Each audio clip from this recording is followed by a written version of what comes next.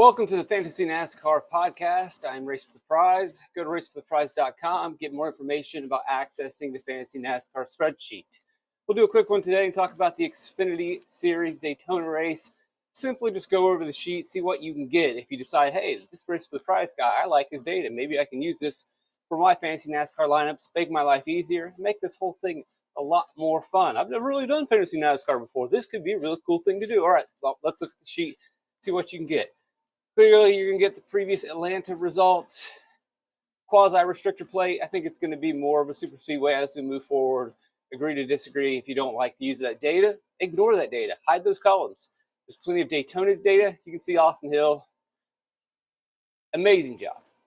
2 wins, a runner-up at his home track in Atlanta, 2 Daytona wins. Pretty cool. You can see his average finish and where he would rank in terms of the average finish. So his average finish of 15th at Daytona is the 5th best. He also has Truck Series plate wins. Not so good at Talladega.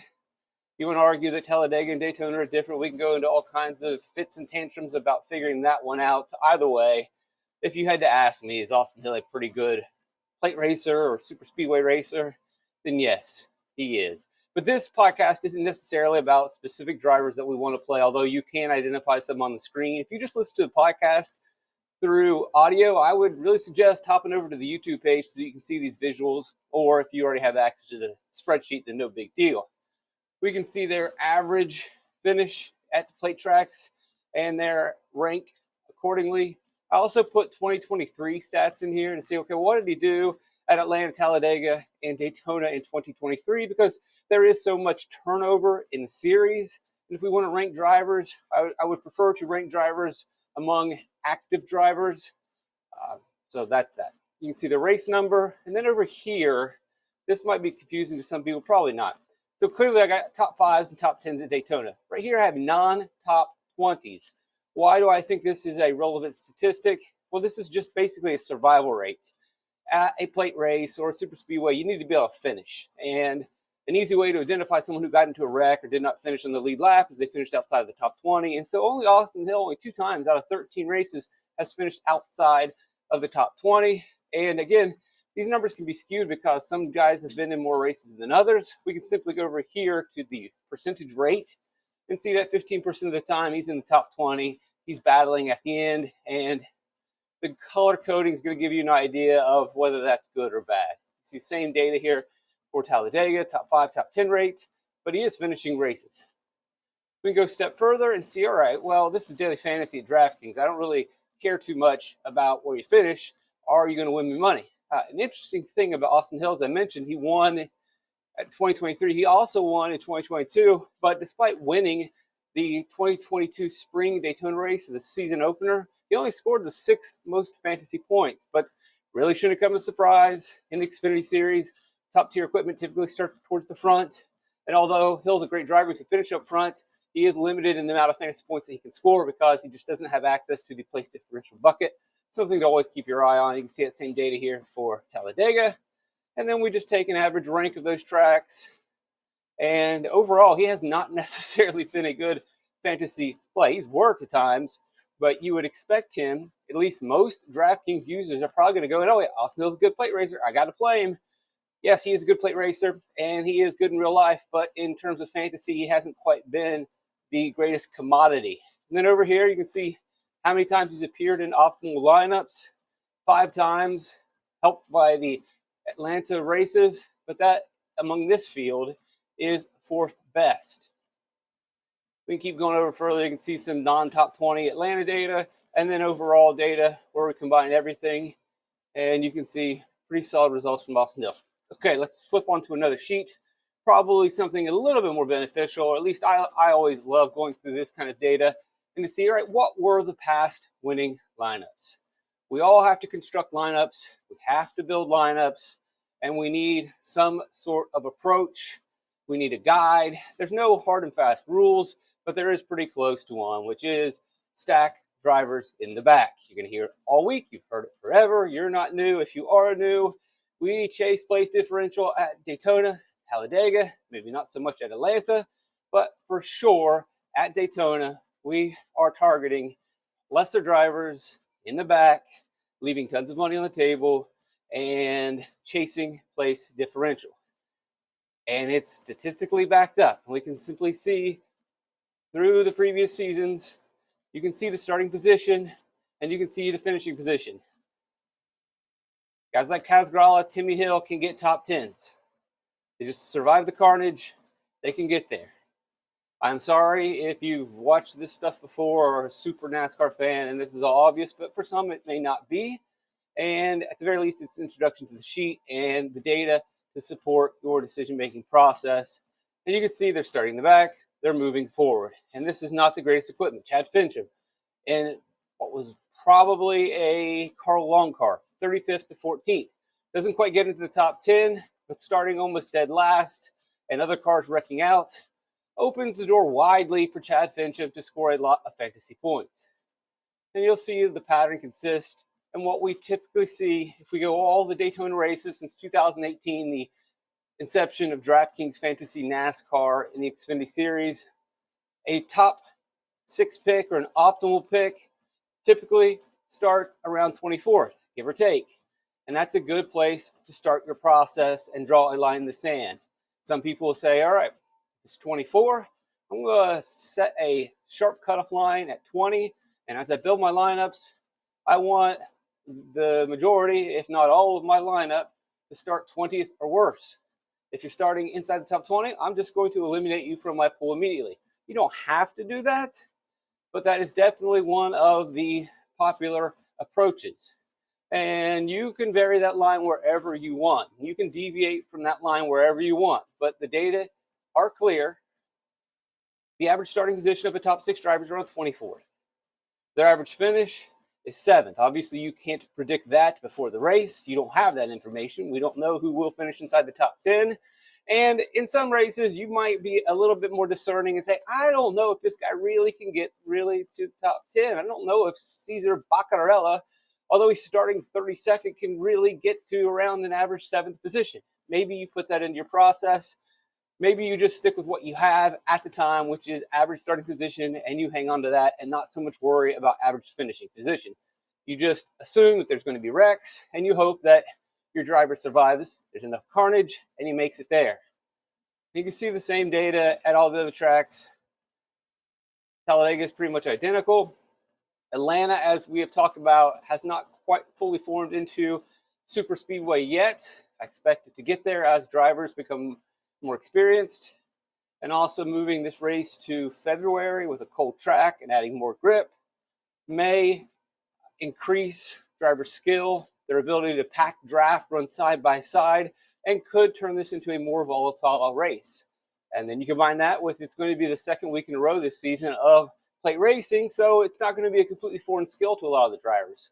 Kind of early in the season, so we might get some inexperienced drivers in the field, but one would think that having a second super speedway race in a row, the drivers will be much more prepared. Now, you would say that, well, being more prepared should be less wrecks, but what we could also, and it's a valid point, we'll have to wait and see how that plays out, but we could also make the argument that if drivers are more experienced and are more comfortable, we could be less likely to see that single file freight train that can commonly form at Atlanta or in some plate races where drivers just aren't comfortable and they're out there turning laps.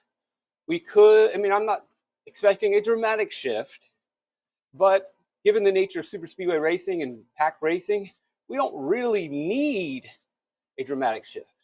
We don't necessarily need these drivers to all of a sudden figure it out, have a light bulb go off in their head, and all be aggressive for several hundred laps. We just need a couple more feisty laps. We just need a couple more dicey situations. And it's my perspective that running this race in cold temperatures after a previous super speedway is going to increase comfort, which sounds counterintuitive, but getting comfortable at a super speedway typically provides negative results. If drivers all feel comfortable and good, they should be able to race, but just not in this style of racing. And the case in point, or the driver that I would point to, is think about this. What driver, we'll go look at the Cup Series, when you think of, oh, this guy feels really comfortable at the super speedways, maybe too comfortable at the super speedways. Who is that driver? Yes, you've guessed it. Ricky Spinhouse Jr. Ricky got a couple wins, got real confident, real comfortable, and then proceeded to wreck a bunch of cars in subsequent plate races. That's my theory. That's not necessarily statistical, it's more anecdotal, but I think it's a valid point and worth considering. Let's look at some of the most recent, because you might say, oh, well, that's 2018. Let's look at last year's Daytona. You got Ryan Sieg. As we said in previous podcasts, the Sieg cars seem to always find their way into the top 6. One of the Sieg cars at every super speedway seems to get there. You got Ryan Sieg, very experienced. The equipment's it's fine. It's on par at the plate tracks, 38-7. Greg Alding, 33-9. Retzlaff, 23-6. Anderson, 37-15. Not so much worried about the names, although Jordan Anderson has been pretty good at restrictor plate racing, and his equipment has been pretty solid in the Xfinity Series and in the Truck Series. And Alfredo, average starting position in that race, 27th. If you set your cutoff line at 20, it worked as long as you didn't go all in, and I'm only doing guys 20 at the back. There's always this one outlier or two outliers, especially in the Xfinity Series. Maybe not so much in the Cup Series, but in the Xfinity Series, we typically do get one guy who's on the other side of the wall, on the other side of that iron curtain, that scores just enough place differential points and wins the race. Talladega last year, Parker Kligerman from the back to the front. That's a jam-in spot. There's Cesar Baccarella, Alpha Prime. Yeah, he got in the top 10. He got the 6th. He did it. He finally made it. Joey Gase just out there avoiding the nonsense, gets in there. Ellis as well. There's your outlier, Jeb Burton, and Cole Custer right there on the edge of your cutoff line, similar to Anthony Alfredo. But again, you've got an average starting position of top 6 as 27th, average finish of 6th, which holds with the data that we talked about earlier.